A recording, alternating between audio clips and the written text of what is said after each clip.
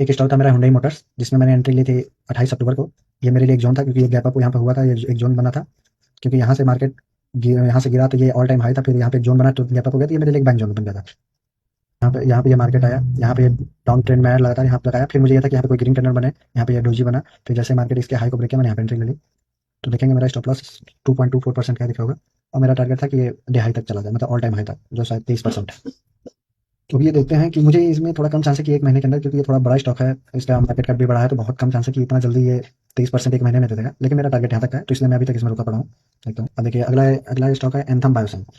मैं इसमें अभी तक एंट्री नहीं लिया हूँ, क्योंकि ये मेरे लिए एक बाइंग जोन था, लेकिन मुझे ये था कि इस बाइंग जोन पे कहीं इसके आसपास कहीं ग्रीन कैंडल बनाया था, लेकिन ये छोटे ही कैंडल बने, लेकिन ये सब रेड बन रहे हैं, कोई भी ग्रीन कैंडल नहीं बन रहा है। तो मुझे ये था कि कोई सा भी किसी दिन यहाँ पे ग्रीन कैंडल बन रहे हैं और अगले दिन उसके ग्रीन कैंडल के हाई को ब्रेक करें, मैं वहाँ पे एंट्री लूंगा। और जो ऑल टाइम लो होगा, जो जैसे अगर बाई चांस अगर मंडे को यहाँ पे भी अगर कहीं क्लोज करता है, ग्रीन कैंडल का क्लोज करता है, तो मेरा 3-4% का स्टॉप लॉस लगेगा बस। और उसके बदले मुझे ऑल टाइम हाई का वो रहेगा कि टारगेट, कि मुझे एक महीने में मिल जाए या उसके आसपास मिल जाए, तो मुझे ठीक है। और देखेंगे कि अगर इधर कहीं मैं अगर मैं इस जोन के हाई पे भी लेता हूँ कि अगर मुझे यहाँ पे, तो आराम से मुझे 21% एक महीने में मिल जाएगा।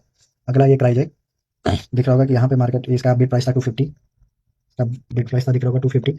ये मार्केट कहीं इधर कहीं 288 282 पे ओपन हुआ, ये इधर से गया इधर, फिर वापस आया, यहाँ पे टाइम पास का एक जोन बना, फिर ये ऑल टाइम हाई ब्रेक किया, फिर वापस आया, इसने इस जोन को ब्रेक कर दिया। फिर ये ऑल टाइम लो पे आया, जहाँ से ये मार्केट टूटी थी पहले दिन से।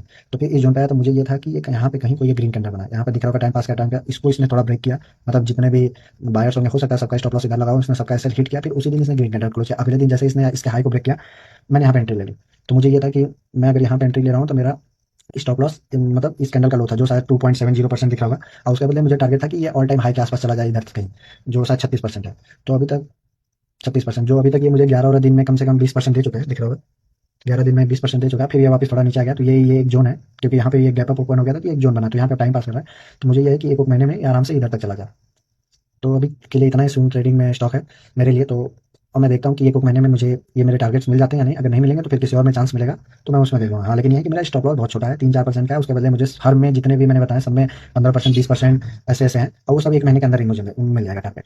तो थैंक यू।